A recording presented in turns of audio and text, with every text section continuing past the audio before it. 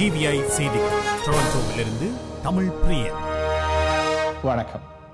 New Zealand பிரதமர் John K படகுகளில் கடல் தாண்டி வரும் அகதிகள் நியூசிலாந்தில் கரையிறங்கி தஞ்சம் கோருகிறார்கள் என கூறி அகதிகள் விவகாரத்தை மிகைப்படுத்துவதாக குற்றம் சுமத்தப்பட்டுள்ளது.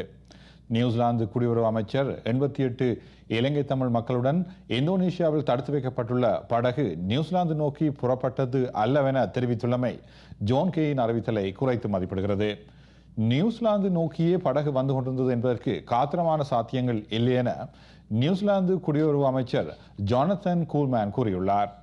அகதிகளை ஏற்றிச் செல்லும் படகு ஒன்றாவது இதுவரையில் நியூசிலாந்துக்கு அருகில் அண்மித்தமை கிடையாது. இந்திய மத்திய அமைச்சரவை இன்று மாற்றியமைக்கப்பட்டது.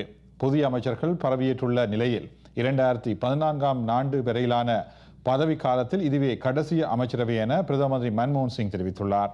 2 புதிய அமைச்சர்கள் அமைச்சரவையில் சேர்த்துக் கொள்ளப்பட்டுள்ளனர்.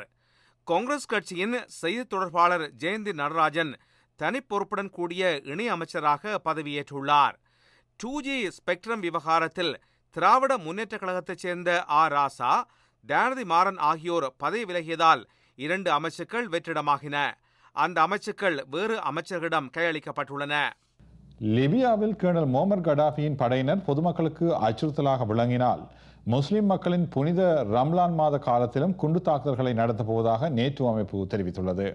எதிர்வரும் ஆகஸ்ட் மாதத்தில் புனித ரமலான் நோன்பு காலம் ஆரம்பிக்கின்றது. இந்த காலகட்டத்திலும் குண்டு தாக்குதல் தொடருமா என கேட்கப்பட்ட போது கடாஃபியின் படையினர் ஷெல் தாக்குதல்களை நடத்தி பொதுமக்களுக்கு கேடு விளைவிக்க முயல்கின்றார்களா என்பதை பொறுத்திருந்து பார்ப்போம். அவர்களின் தாக்குதல் தொடருமானால் எமது குண்டு தாக்குதல்களும் தொடரும் என நேட்டோ அமைப்பின் பேச்சாளர் விங் கொமாண்டர் மைக் பிரைக்கன் கூறினார். இதேவேளையில் லிபிய தலைவர் முமர் கடாஃபி பதவியிலிருந்து விலக தயாராக இருப்பதாக அவரது தூதுவர்களூடான தொடர்புகள் மூலம் தெரிய வந்திருப்பதாக பிரான்ஸ் அறிவித்துள்ளது. விரிவான செய்திகள் டிவிஐயின் செய்தி அறிக்கையில் இடம்பெறும்.